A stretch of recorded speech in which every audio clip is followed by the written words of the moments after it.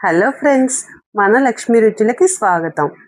ఈరోజు మనం మన రెండు తెలుగు రాష్ట్రాల వాళ్ళకి చాలా స్పెషల్ అయిన సాంప్రదాయ వంటకం ఆవకాయ పచ్చడిని తయారు చేయబోతున్నాం. ఈ ఆవకాయ అనేది మన అమ్మల చేతి రుచిని గుర్తు చేసే ఒక ప్రత్యేకమైన పచ్చడి. సరైన కొలతలతో మన ఇంట్లోనే టేస్టీగా ఆనాటి రోజుల్లో ఆవకాయని తయారు చేయబోతున్నాం. అయితే మన సాంప్రదాయ ఆవకాయ పచ్చడిని తయారు చేసుకుందామా? ముందుగా కావాల్సిన పదార్థాలు చూసేద్దాం. మనం ఏవైతే పదార్థాలు వాడుతున్నామో అవన్నీ కూడా ఒకే కప్తో మెజర్ చేసుకోండి.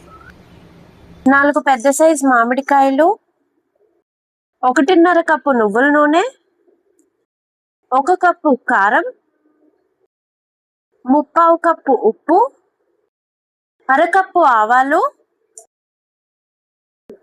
1/2 కప్పు మెంతులు, 1 టేబుల్ స్పూన్ పసుపు, 1 కప్ వెల్లుల్లిపాయలు. ముందుగా మామిడికాయలను వాటర్లో వేసి బాగా కడిగి తుడిచి పక్కన పెట్టుకోండి. నీరు ఏమాత్రం ఉండకూడదు. ఇది చాలా చాలా ఇంపార్టెంట్. ఎందుకంటే మాయిశ్చర్ ఉంటే ఆవకాయ అనేది త్వరగా పాడైపోతుంది.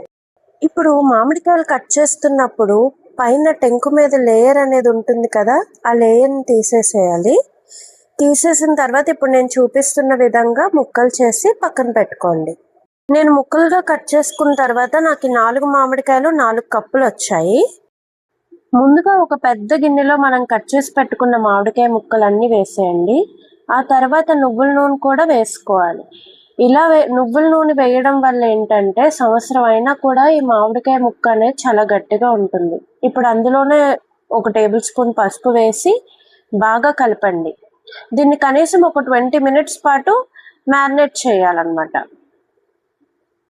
ఒక ప్యాన్ పెట్టుకొని అందులో మెంతులను వేసి దోరగా వేయించుకొని పక్కన పెట్టుకోండి.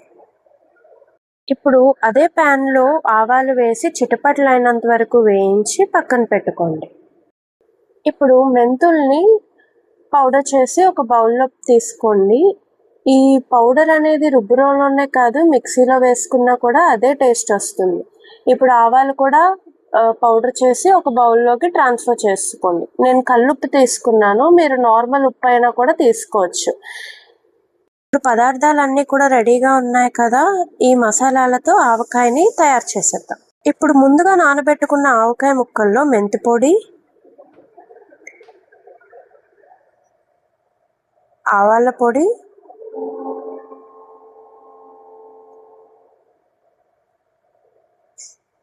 ఉప్పు,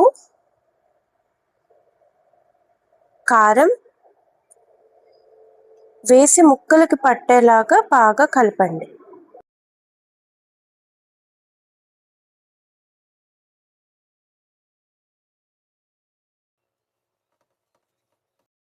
ఆఖరిగా ఇందులో వెల్లుల్లి రెబ్బలు వేసి బాగా కలుపుకొని ఒక డ్రై అండ్ క్లీన్ గ్లాస్ జార్లో కానీ పింగాణి జాడీలో కానీ వేసి నిల్వ చేసుకోవాలి.